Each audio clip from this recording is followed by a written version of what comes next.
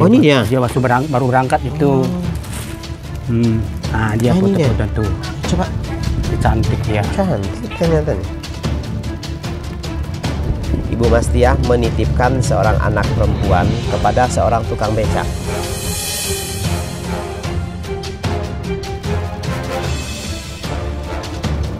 Tanya lagi, kenapa Bapak bisa tahu? Itu aja saya tanya balik. Ada info yang saya dapat. Anak asli saya memang Mas Riah, tapi dia diperkosa. Diperkosanya dalam 5 atau 6 laki-laki. Astagfirullahaladzim. Emak selalu ingat nama, selalu ngedoain. Emak juga lagi susah, semoga baik pada kuburan nanti. Amin ya Allah.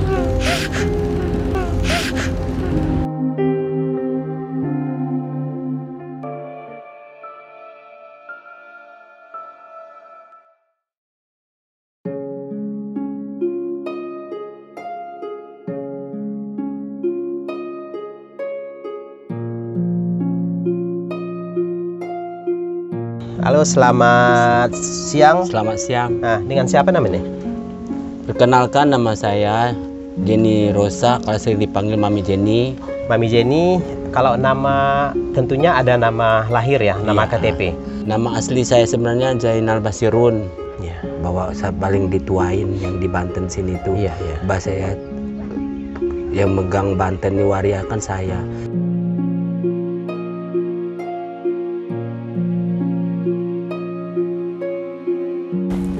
Assalamualaikum. Salam. Aduh. Apa kabar? Alhamdulillah sehat. Sehat walafiat. Jadi gini, Mami, tanpa disengaja kami ke kolong ketemulah Mas Tiah. Iya. Ternyata tidurnya di bawah kolong itu ternyata. Sehari-hari dia di bawah kolong di batu, ada batu, gundukan batu.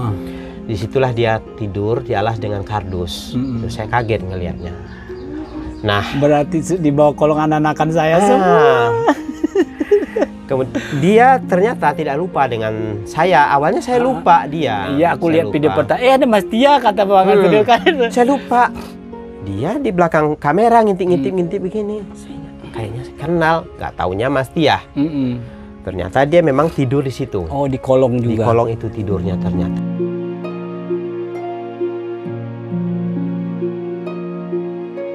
Mas Tiah Anak ini, ngontrak di sini, dapat tandanya ya. waktu dia masih normal. Iya, masih normal. Sekarang udah rada-rada stres ya. Kalau sekarang udah stres. Iya. Udah nggak normal sekarang. Keluarganya mah ikut turunan maknya. Nah, Mas Tiah ini sebenarnya gimana, Mami? Begini, Mas Tia itu dulu dari kecilnya mah di sini, rumahnya tuh di situ tuh tinggalnya tuh Ngontrak di lama, sini? ngontrak di sini pinggir jalan kereta itu, masih kecilnya itu, sekeluarga itu, anaknya 3, mak bapaknya. Waktu dia pergi, waktu dia berangkat. Maksudnya anaknya 3 ini anaknya Mas Tiah atau? Anaknya emaknya Oh, itu, emaknya. Mas Tia paling tua, Mas Tiah paling tua, kemudian nomor 2 Kasina, sekarang ada di Batam, yang ketiga Tono. Kemudian bapak ibunya Ibunya gimana? kabur, pergi, Ibunya pergi, menghilang. nggak tahu. Waktu si Mas Tianya berangkat kerja ke Batam, anak si Kasinanya kerja ke Batam, tinggal si Tono. Kabar-kabarnya pernah ketemu sama kakak saya, katanya nyebrang ke daerah sana tuh, Sumatera. Daerah Sumatera. Oh, jadi maknya juga gangguannya. Gangguan. Nah, Nurimah nama mamanya. ya betul, Nurimah. Nurimah kan? Nurimah ya. Nurimah nama bapaknya Wastim.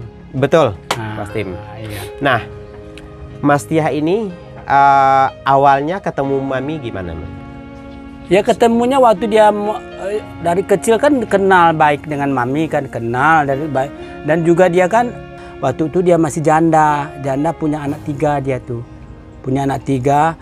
Satu anaknya dititipnya di Serang itu di sama tukang becak, itu anaknya masih kecil cewek, sekarang kayaknya udah gadis gede, kayaknya udah besar.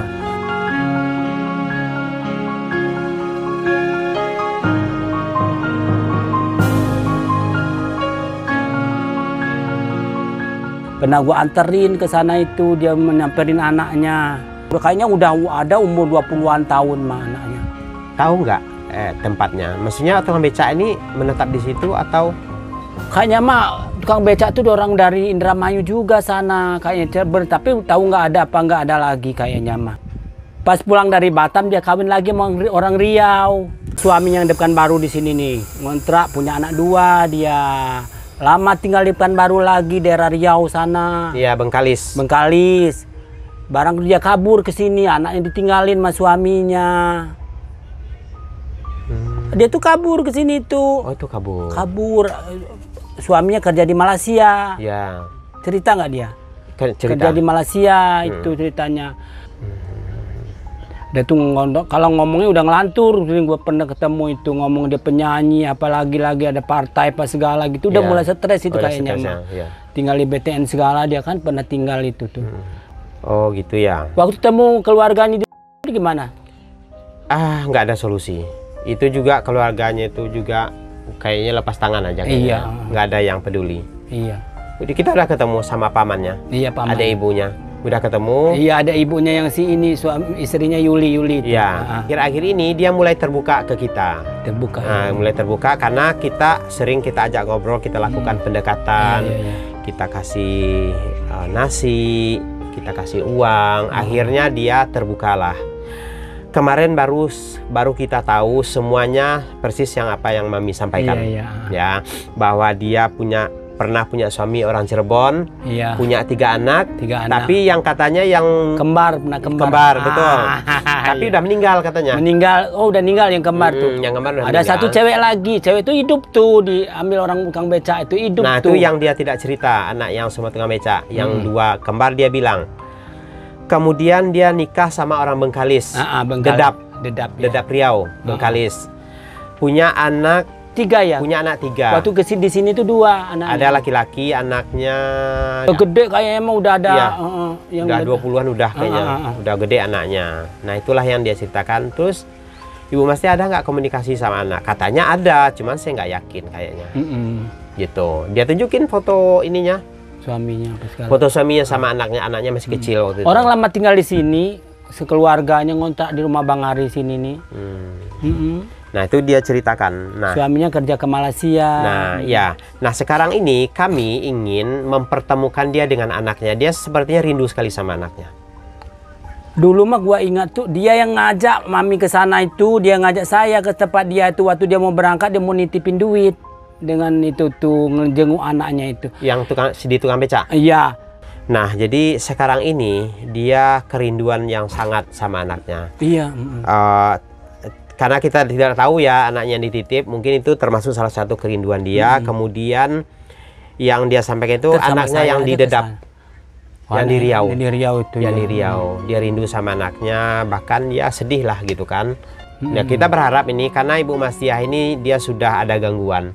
Mudah-mudahan nih dengan usaha kita pertemukan dengan anak, minimal dengan video call.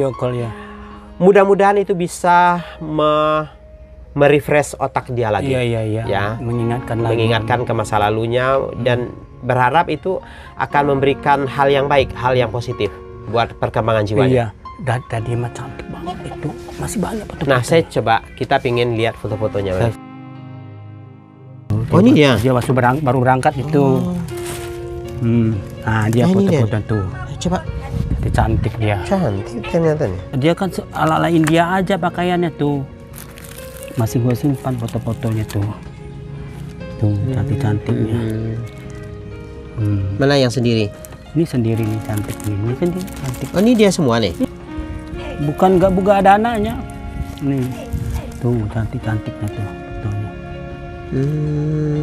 Beda banget ya wajahnya. Dulu mah cantik.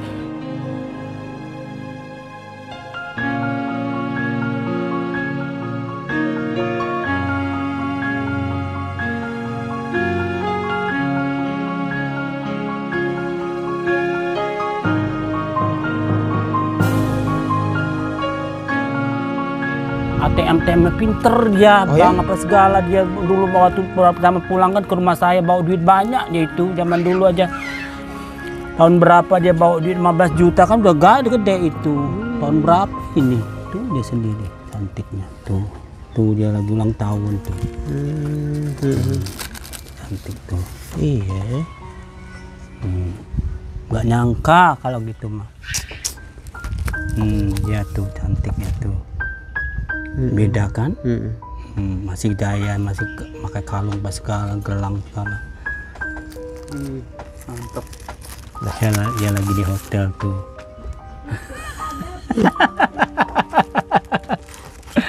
Sini nyimpan nih. Iya. Coba nih masuk itu. Tuh. Gak nyangka Gua simpan. kehidupannya Anak-anak sekarang yang, di bawah kolong. Tuh foto dia semua tuh. Halal India. Dia kan dulu kan pakaian kalau pulang dulu sopan kayak orang Malaysia dia. Pakainya ala-ala orang India gitu.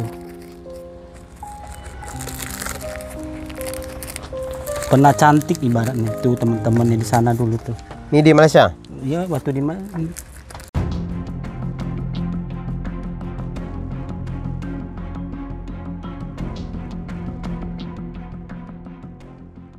Di kesempatan ini kita datangin lagi Ibu Mastiah untuk menyerahkan rezeki untuk Ibu Mastiah. Yuk langsung aja. Halo Ibu Mastiah, apa kabar? Apa kabar? Baik. Ibu udah ganti baju ini? Ya, alhamdulillah. Alhamdulillah ya, ini baju bersih ya. Jadi ini Ibu Mastiah nih orangnya bersih. Jadi sepertinya memang dia orangnya mandi, ganti baju, salin ya. Bagus ini bersih. Saya nih dapat info. Apa? Saya dapat info baru lagi nih. Dulu beberapa tahun yang lalu, mungkin sudah lebih belasan tahun yang lalu lah intinya. Saya nggak tahu persis. Jadi pada saat kepergian Ibu Mastiah belasan tahun yang lalu, Ibu Mastiah menitipkan seorang anak perempuan kepada seorang tukang becak.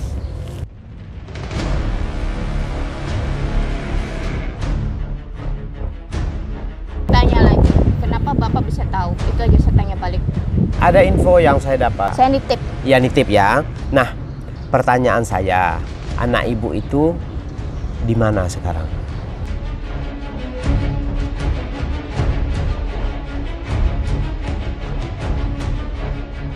Saya titipkan kepada yang ini. Ya.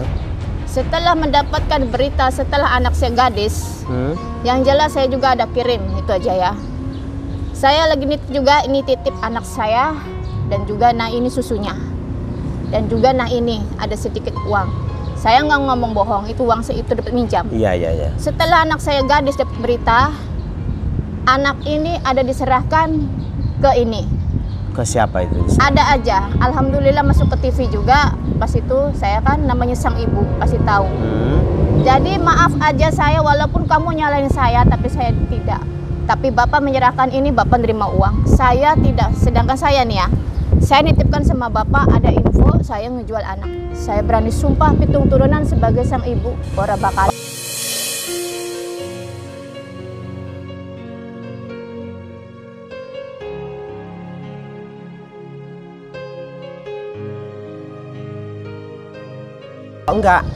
Enggak ada yang mengatakan Ibu. Enggak, memang Enggak ada Bapak yang mengatakan Bu Mastiah setiap menjual insan, anak itu enggak ada.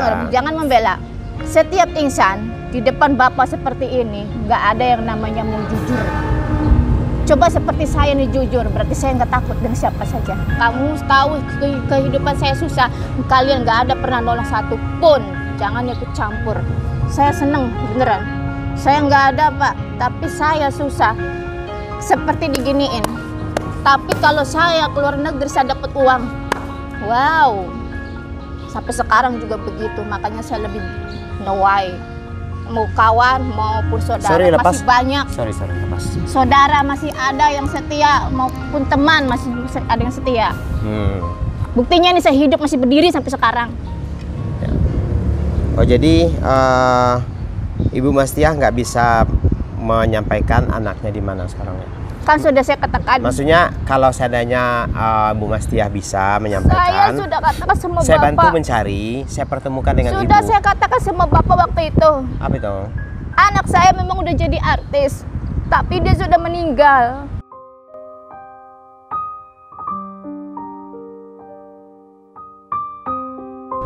Saya bilang ibaratnya ini misalnya kita jadi artis misalnya di KDI ya misalnya. 1, 2, 3 kita dipuntun, tapi kita menang, tapi mereka pada iri. Bagaimana coba kalau Bapak kalah? Iri, begitu Pak maksudnya Pak. Anak Ibu jadi artis. Dengerin, Makanya saya katakan, anak saya ini titip ke bapak. Dan setelah gadis di sini, akhirnya anak saya ngikut ke artis. Saya senang, itu memang kemajuan niat saya. Alhamdulillah doa sang ibu dikabulkan. Tidak lama kemudian ada kemajuan, 1, 2, 3 hampir seperti anak saya. Cuman namanya artis kan diubah namanya kan ya. Jujur saya katakan, memang anak saya memang cantik. Tapi kenapa kamu iri sama anak saya? Ingat, nama anak asli saya memang Masriah. Tapi dia diperkosa.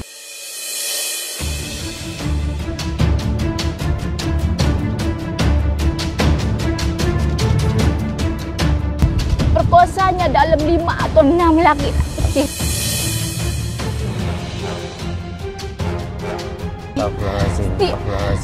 Ada di kuburannya di situ. Saya tahu dah. Dikasih tahu sama keluarga yang mengasuh anak saya. Dan yang mengasuh anak saya ini memberikan uang 10 juta kepada bapak. Misalnya nih ya. Saya nggak mau tahu, yang jelas anak saya juga cerita. Tapi saya bersyukur melihat di TV aja saya sudah bahagia. Semua juga sudah tahu. Setelah dapat kabar berita, memang anak saya cantik seperti ibunya berebutan. Memang dia diperkosa dalam 5-6 orang, tahu suruhan. Saya waktu itu anak saya memang masih gadis, diperkosa sampai kayak gitu, sampai mati kayak gimana rasanya. Itu sekitar tahun berapa Bu meninggalnya? Sudah ada berapa tahun yang lewat. Udah 4 tahun? Belum. Oh, belum 4 tahun. Jadi meninggalnya di Serang ini? Iya. Di Serang? Iya, di Serang. Oh, kuburannya Ibu tahu? Udah tahu saya. Di mana? Ya. Berarti ini anak ini yang Mas Riah ini anak yang Ibu titip belasan tahun yang lalu? Iya. Itu anak saya dari yang di Cirebon, anak saya Casyadi. Berarti anak ini sempat kumpul sama Ibu? Setelah Ibu pulang? Itulah yang anak kembar itulah yang saya bilang. Itu yang hidup. Iya, yang meninggal ini sempat bertemu dengan Ibu kan? Pernah di Pernah? mobil. Sekali? Kita doa restunya. Oh, Dan iya, kalau iya. saya punya cita-cita kepengen jadi penyanyi, silakan. Kalau punya kemampuan, saya bilang yang penting jangan kawin dulu, jangan. Siapa ya namanya ya, biar kita cari info ini. Nama panggungnya? Tahu nggak Ibu? Nggak tahu ya, namanya di TV saya udah lama nggak inget-inget ke situ. Ya udah apapun itu kita turut prihatin ya dengan hal yang Ibu Mastiah alami. Kita turut prihatin. Kita hanya berharap Ibu Mastiah selalu diberikan ketabahan, kesabaran dalam menjalani hidup. Ya saya karma, saya baru ingat ada di kebaharan kuburannya, kebaharan. Di Kebaharan, kuburan anak Ibu. Kebaharan. Emak selalu ingat nama, selalu ngedoain. Emak juga lagi susah, semoga baik pada kuburan. Amin ya Allah.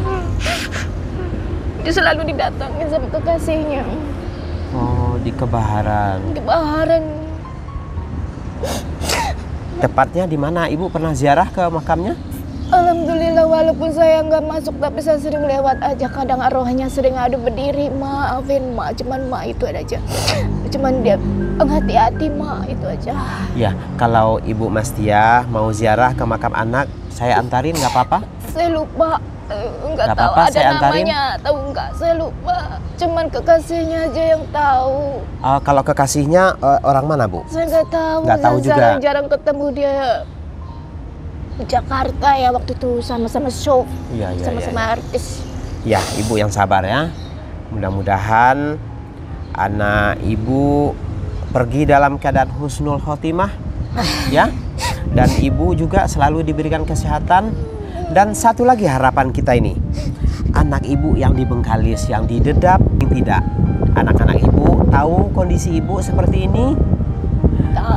Ya, mudah-mudahan dia mengetahui kondisi Ibu.